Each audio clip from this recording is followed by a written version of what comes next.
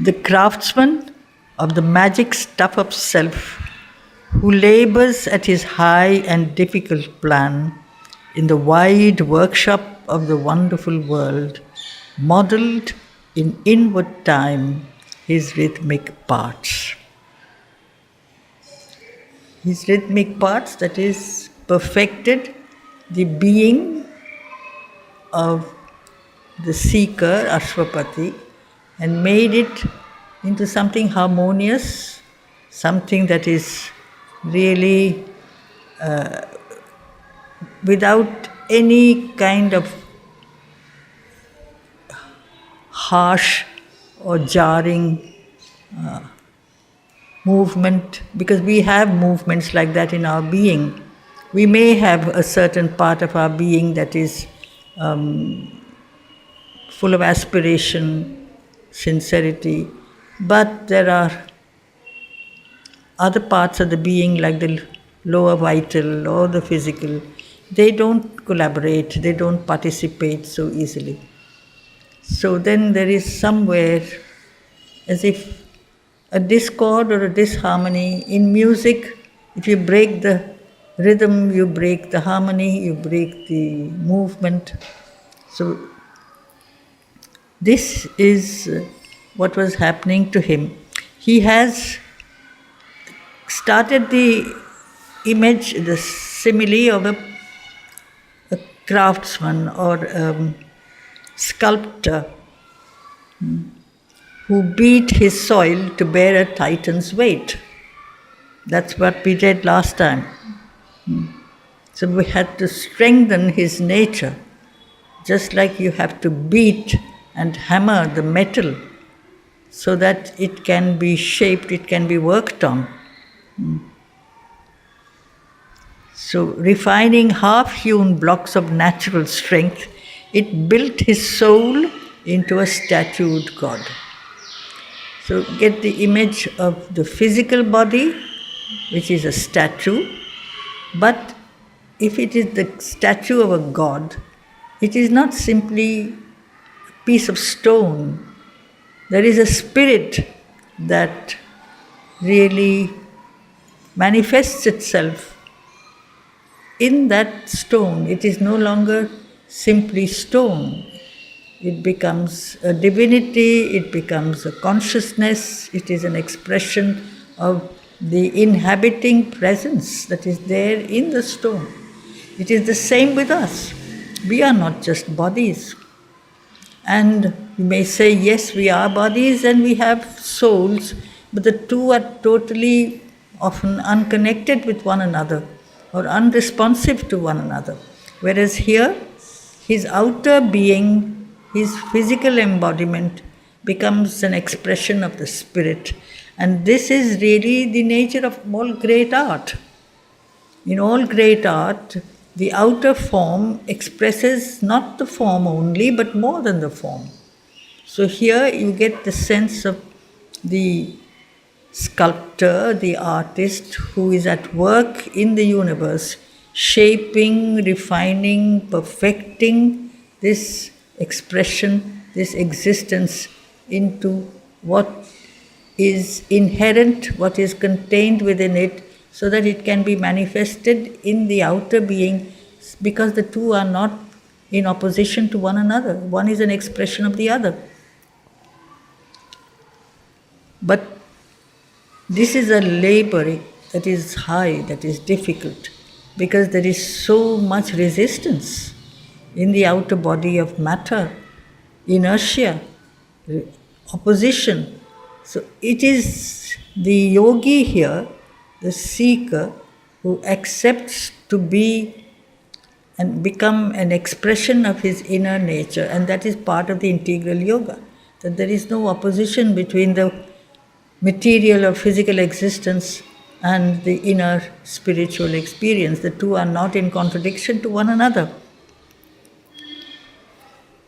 And this artist, or the craftsman, because he is at work, shaping, molding, sometimes even hammering through shocks and blows, like a craftsman must. And so this existence on the earth is like a workshop. It's where things are slowly shaped into becoming an expression of the original intention that was there when manifestation was first created. The original intention was to express the divine. Since it is a creation of the divine, why is everything outwardly not divine? So it has to pass through this intermediary stage, because in this world of multiplicity, of diversity, there are all the elements are taken up, and in these elements that seem to be elements that don't become, you might say, expressions, immediate expressions of the divine presence. That is part of the whole process. So, the wide workshop of the wonderful world, modeled in inward time, this is a very interesting phrase. How long does it take for the change, for the transformation? It is not something, because rhythm is also associated with time, with beat, but to be able to accompany that change and manifestation with the inner experience of change of consciousness. When the inner consciousness changes, the outer expression then becomes more a reflection of the inner consciousness. This is what happened, that his outer being becomes an expression of his inner nature, but not that it is done in a fixed or in an absolutely a method or a process that is set clearly. This is first this and then this and then this. It doesn't take, how long does it take? It may take one day, it may take one life, it may take 100 lives, according to the very nature of the play of or interplay of soul and nature, of matter and spirit. There has to be an interplay of matter and spirit. That is what is the whole point. So when this happened, modeled his rhythmic paths in inward time. What do you say about inward time? Inward time is as if different from our mental notion of past, present, future, fixed times. It is not regulated by the outer play of circumstances. It is perhaps the inner changes that take place, the changes that happen in your consciousness. That's why whether that time is going to be short or long is not defined by mind or the judgment of the mind. It is an expression of the inner state of being. So it is what one is from within. It is this that changes. Like, for example, you want to achieve something, You set a target. I say I'll do it in a day. And then the inward time might take much more. Because it's not something that one can really. It does not follow a certain external plan. You can set a target. You can say I will do it in this much time. There have been yogis, but then there has to be an intense concentration, and you focus only on that and nothing but that, and then you may arrive at a certain realization, but you exclude everything else. Whereas here you don't exclude anything. You take up everything. So this body has its own rhythm, mind has its own ways, the vital has its own nature. So everything has to be blended, harmonized, and all have to become an expression of that. Yeah, it doesn't correspond to our minutes, hours, days. It No, doesn't correspond. It has got his own it's very, elasticity. that's like it is said, it's, there is this way of describing different notions of time where you say so many, they are called yugas, they may be millions of years. It's just one blink of Brahma's eyes. It's just that much time. For Brahma, it is a blink of an eye. For you, it may take millions of years. It's so relative because we are all relative beings. Until we become one with the Absolute, we have to always keep that in mind, that the sense of time becomes a framework. Time is a framework of experience, time and space. But what is the time that you go through in your inner life? It's not the external time. You have come to this state today, Fabienne, because of all the time that your being has gone through, passed through its evolutionary journey. How long was that evolutionary journey? Was it something that was left to nature? She takes her time. As mother says, nature, she's not in a hurry, she takes her time. You want to speed up the process? Then you have to put in a certain amount of conscious effort. You have to be in touch with that which can really break the barriers. So this is different. That's why there are, eventually all will reach the final goal, but that word eventually is a very flexible word. How long will that take? Someday, somewhere, sometime. But you want to do it from that inmost conscious aspiration. That gives concentration. That gives a certain realization. It makes it possible. So this is the change that he went through. Actually, it is not a change. It is, he became what the divine craftsman or the sculptor intended him to become. We are all supposed to become what the divine intends us to become. If we participate, if we collaborate, if we allow the divine to shape us without resistance, we become expressions of his will. If we have lots of ego and our own notions, and we get in the way of his workings by saying, why are you doing this to me? Why am I getting hurt here and there? There will be naturally, one doesn't go forward, one also comes backward. So it's not that the life on earth is necessarily a forward journey for everybody. To go on a constantly forward, upward journey is a very, very rare thing.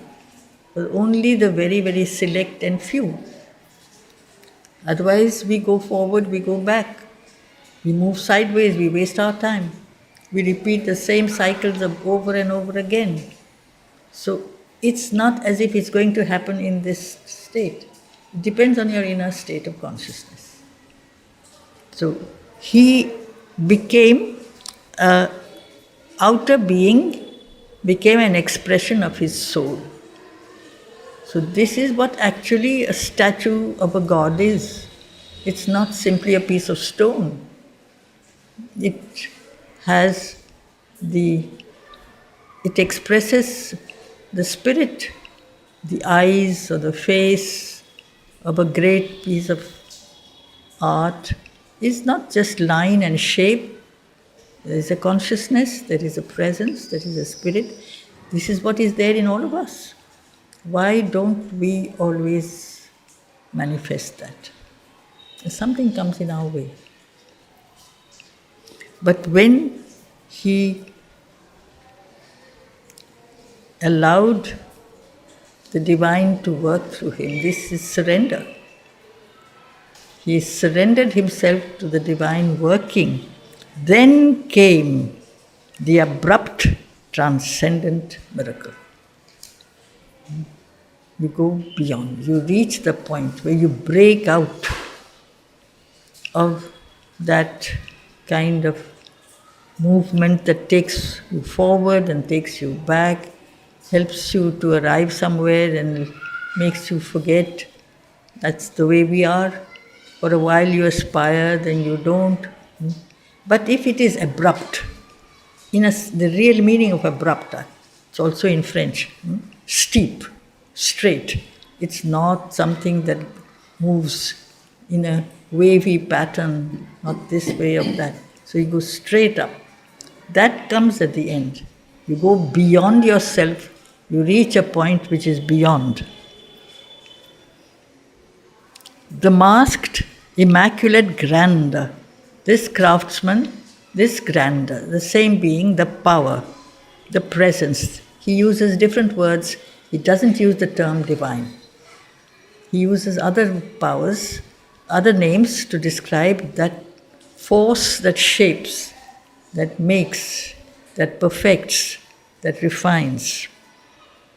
The masked, immaculate grandeur could outline, at travail in the occult womb of life, his dreamed magnificence of things to be. This grandeur has a dream. The divine has a dream of things to be. That the world, the outer world, will manifest the divine spirit. He begins to outline this. Slowly it emerges. What is the travail here? Travail is labor. Travail is not work so much, labor, especially the labor of childbirth. The struggle of a new birth, of a new manifestation, a new being, which is at work in the occult womb of life. Life is not meant to simply move in the same circle. It is an opportunity for change. It is an opportunity for growth. Some force is trying to manifest itself through this vital state which is life, without which there can be no manifestation. The vital is essential. You cannot do without it. But it is often not very disciplined, so it moves in all different directions.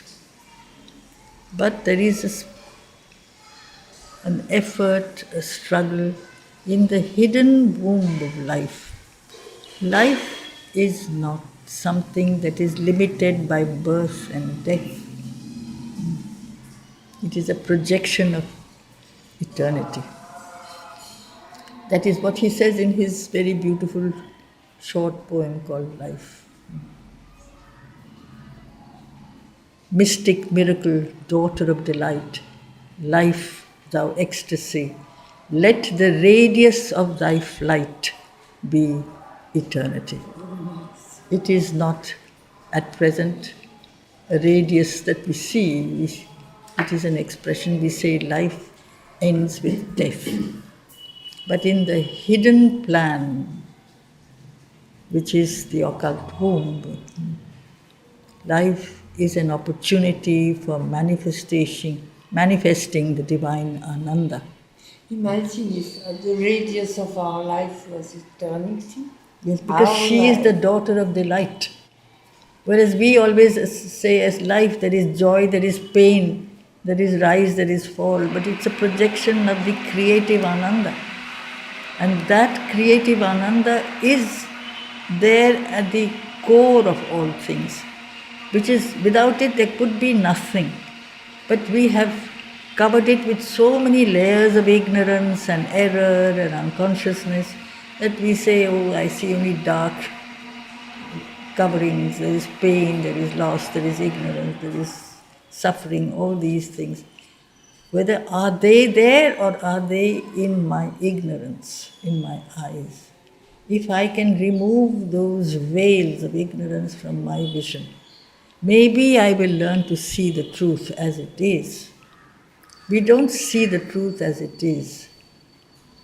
We see the truth that we are capable of seeing, depending on our state of perception, of our consciousness. If we could open our eyes wide open and see the totality of reality, then there would be no place for error, no place for pain. But we have half open eyes, half open minds. We don't see much, and we judge on the basis of whatever we see or don't see. And we make very clear philosophies and very clear judgments, very sure of ourselves. This is part of the process. But this craftsman, this force, this grandeur, has a dream of things to be. This is the manifestation, the truth of tomorrow, of the future.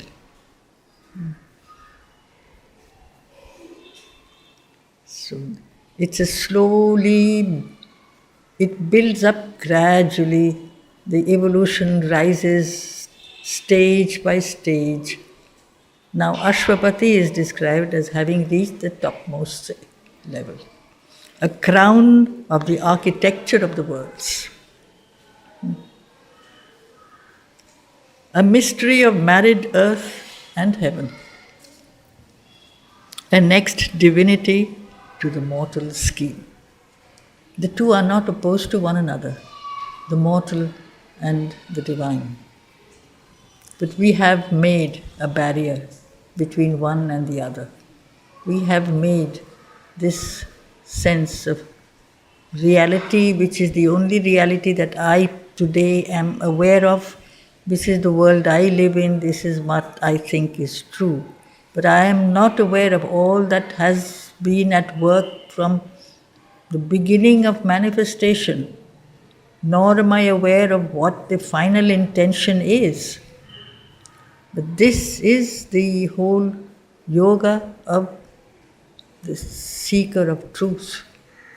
Ashwapati was a seeker of truth, the ultimate reality. Actually, it is Sri Aurobindo himself.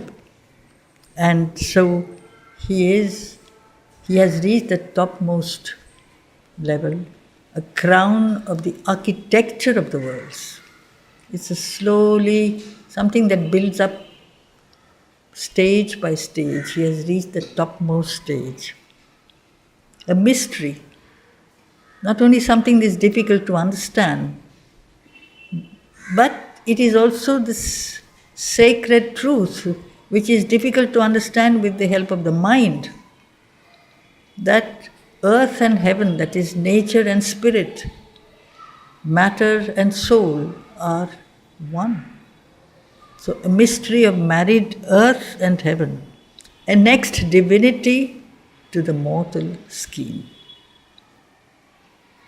A seer was born, a shining guest of time. In the place of man, the thinker, now the seer, one who is in a direct, his vision is open to the light, to the truth. All the complications of thought and judgment and analysis and doubt and explanations, all this is cancelled. He has come down from that world of light and is now manifesting that light in this world of ours. He has entered into the world of time, but he is essentially eternal. This is what man is also. Man is also an expression, all is an expression of the divine. Why only man? But we have limited our consciousness. We have, as if, been caught in a closed, we feel more safe, I think, in this closed field of experience. But we have entered into this closed field. The avatar has come down into the world of time, of life, of matter, but does not lose his divinity. He is a guest of time. We are children of time. We have forgotten that we are children of immortality. He has not forgotten. He has kept that contact alive, though he has willingly put on himself the burden of humanity, so that he can show the way to others, how to climb to the heights. There is a song, Jhumur, that says that we are children of the future. Yes. Nous sommes les enfants de demain. That was a song the children sang in knowledge, I think, long ago. Oh no, but this one says we are the children of the future. Yeah, well, it's the same of tomorrow. It comes to the same. Yeah.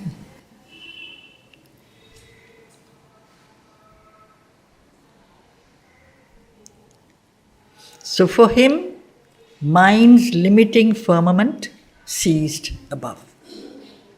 Firmament is sky. So the sky, you say, is the limit. It's like a ceiling, you can't see what is beyond. It is not a limit. There are so many planes, even in the physical world, that are above the sky. You have not just the atmosphere, you have stratospheres and any number of spheres, which I don't know the names of, but they are there. So it goes beyond the sky. We are not really beings who need to find a kind of a framework. For a long time we do. We feel more secure. Say, I have a mind, I have a life, I have a body, and I feel safe in this, and I'm inside this house. It's like a ceiling. But a moment comes when the ceiling has to fly away and I'm part of the universe. For him, mind's limiting firmament ceased above. In the griffin forefront of the night and day, a gap was rent in the all-concealing vault. So the vault is the sky, the firmament. That vault is broken. Otherwise, we are trapped within this world of mind where there is always duality, light versus darkness, truth versus falsehood, night versus day, and this is what we consider to be our highest knowledge. You accept truth, you have to reject falsehood. Who decides what is falsehood? Who knows what is night? Night seems to be the absence of light. But if out of night, light is born, is not night also the mother of light? But we don't see it like that. You say this is night and that is light, that is day. So you have this notion, these are all notions that give us a certain sense of understanding, a way of making our lives a little more meaningful, that you choose this, don't choose the opposite. For a long time, this is exactly what we ought to do. But when we can break out of this world of dualities, of oppositions, then we see the whole as one. It's a totality. Then we know that these dualities are unreal. That's the image of the griffin. It's a legendary monster, half eagle, half lion. It's frightening and very beautiful, very powerful, very terrible for many. Man is afraid of night. He prefers day. He doesn't know that night is the mother of light. So this notion of for a long time we are guarded by these divisions. It keeps us safe within the field of our small conscious mind.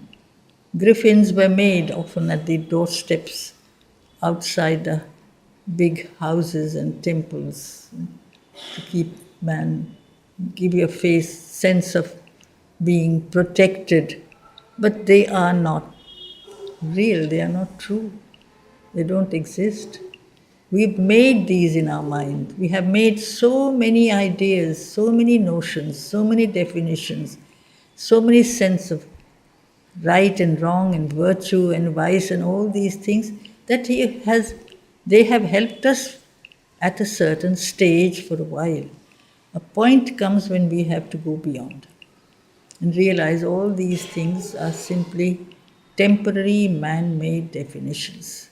When you go beyond, there is nothing but the divine. So that's why it is a forefront, which is at the entrance of the house of time. You have this griffin that make with the help of the mind. Here, for the seeker of knowledge, a gap is rent. It's open in the all-concealing vault. The sky conceals what is beyond. It's not the highest world. The lord of the sky in our Indian context is Indra. He is a lesser god. He's not the highest god, the god of mind. But we are so dependent on him, on Indra. For a long time, he gives us our sense of what is light, what is truth, what ought to be, what is right, what is wrong. It gives a direction to the smaller human seeking. But if one wants to know the entire truth, one has to come out of all that. So a gap was rent in the all-concealing vault. The conscious ends of being went rolling back. So it's as if those different compartments, categories, floors, like giving you the image of the house of time, the architecture. All of this is broken. The landmarks of the little person fell. The island ego joined its continent. Ego I find is... it strange here because the iron ego, it's like it's not rejecting the ego; it's joining it with the continent. It cannot, as long as it keeps itself separate from the continent. That's what I like. That it's not really; it is just transformed or melts into the continent, right? The ego is what Sri Aurobindo elsewhere describes as a separatist consciousness. Like an island is separate from the mainland. Yeah. The So sense, really it joins. when you realize I cannot exist on my own, how can I be separated from the mainland being the divine, the continent? How can I exist on my own? I am there because he is there, because he is all. So that sense of the ego has to go. The ego is actually the barrier.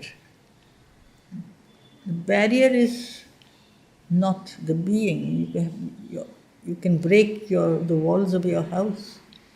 You don't have to yourself break yourself. So he gives you, often he uses this image also in the Life Divine. He calls it an insular consciousness. Insular is adjective of island. The island has its sense of separate identity, sometimes very strong sense of identity. I am not part of the country, I am not of the continent, I belong to my little island. as long as I am attached to my little self, separate from the rest, I can perfect my little self to a certain extent, but I cannot go beyond that. If I want to become one with the whole truth, I have to break out of this. So that's why in one of his early aphorisms he had said, ego was the helper, ego is the bar. For a long time you have your sense of individuality, a sense of a separateness, and you can really educate, train, perfect your separate characteristics, faculties, they help you. Until you reach a point that now what? Where do I go with all this? Who am I finally? I can't be on my own. I can't be standing in the middle of nowhere by myself. There is no self, no little ego. This little self doesn't exist. That was the illusion. But illusion helps for a while, right? Because it gives you a limited aim, limited vision. You can work on it. Point comes when you say, I have to come out of this. This can't go on. So in a sense, it is like nothing is really wrong. There is a place, there's a time for everything. You know that a certain moment comes where you have to wipe off the past, wipe off the earlier stages, where you had based yourself on your small understanding, your limited mental knowledge, which helped you at that stage, but it's over now, you have to move on. There is, in a sense, that's why in one of her talks, which had, I remember, surprised me for a long time, she had said, evil does not exist. It is only something that is not in its place. We have given it a very high place. It's part of the world of darkness. There is a need for this world of darkness at a certain stage of evolutionary change. When we prolong this attachment to darkness, though we are ready to rise higher, then it starts to become evil. Because there is a lust for this power and sense of separate, egoistic identity, the energy that gives me this sense of identity. I become so attached to it, I can't break out and go further. So we have to acquire something, we have to achieve something, and then have the strength to give it up and go on to the next stage. At every stage, this is part of the yoga of Sri Aurobindo also. So the conscious ends of being went rolling back. The landmarks of the little person fell. All the characteristics that define each individual, their nature, their character, their faculties, their abilities, all these are like, you might say, landmarks. You recognize a person, yes, this is person different from everybody else. If I am a little person, when I realize I am also the entire totality of the divine, all these things become not only redundant, they realize they're ridiculous. It's just an illusion. The island ego joined its continent. Overpast was this world of rigid, limiting forms. Life's barriers opened into the unknown. Life's barriers, the force gives us this sense of time, birth and death, and within this limit you experience whatever your existence has kept for you. You say, this is all, I have finished my journey, I have finished my learning, I have finished my growth, I have nothing more to live for, I might as well leave now at a certain stage. And I realized that every stage is a new day, every life, every day is a new life. It is never open, it's never over.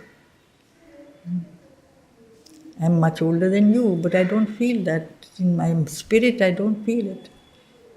My body has not yet managed to make that change, but it's not finished. There is so much to recognize, to open to experience, which I still don't know. I don't know anything. It has to be, that's to become like, as Mother says, a white page, a blank page, in which life will give me experiences. She will write down her theme, and I will have to follow that at a certain stage. The sense of being part of an enormous play of the divine, who uses everything for his manifestation of multiplicity of Ananda. Abolished were conception's covenants. Mind has its laws, its rules. Covenant is a very strict law, but it is also supposed to be some kind of a treaty.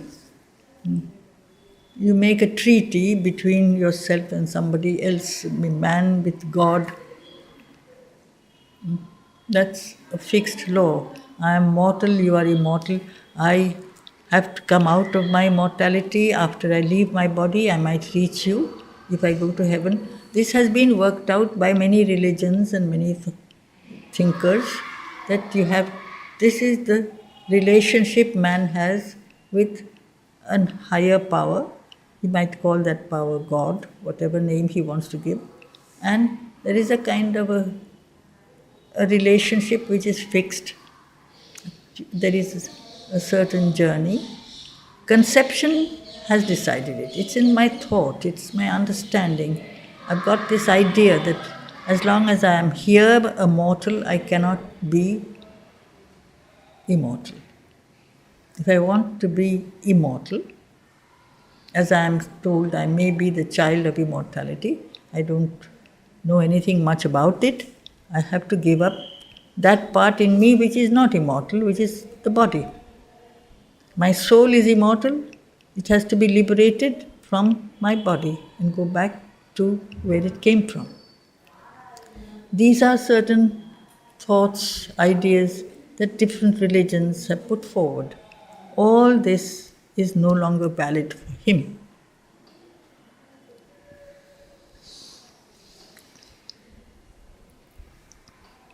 Abolished were conception's covenants, and striking off subjection's rigorous clause annulled the soul's treaty with nature's nescience. For a long time, the soul had accepted to be subjected to nature's nescience.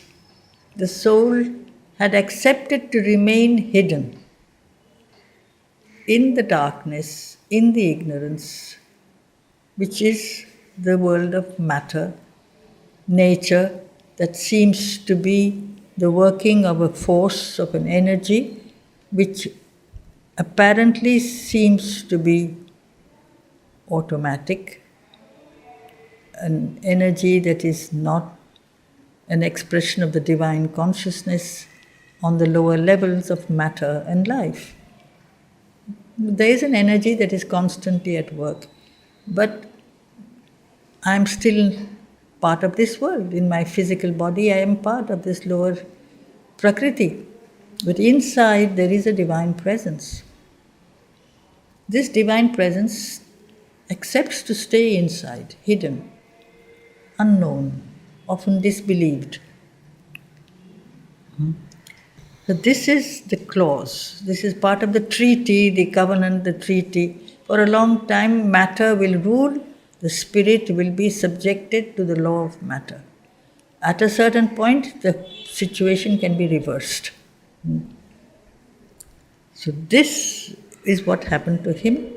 The yoga of the soul's release through striking off subjection's rigorous clause, annulled the soul's treaty.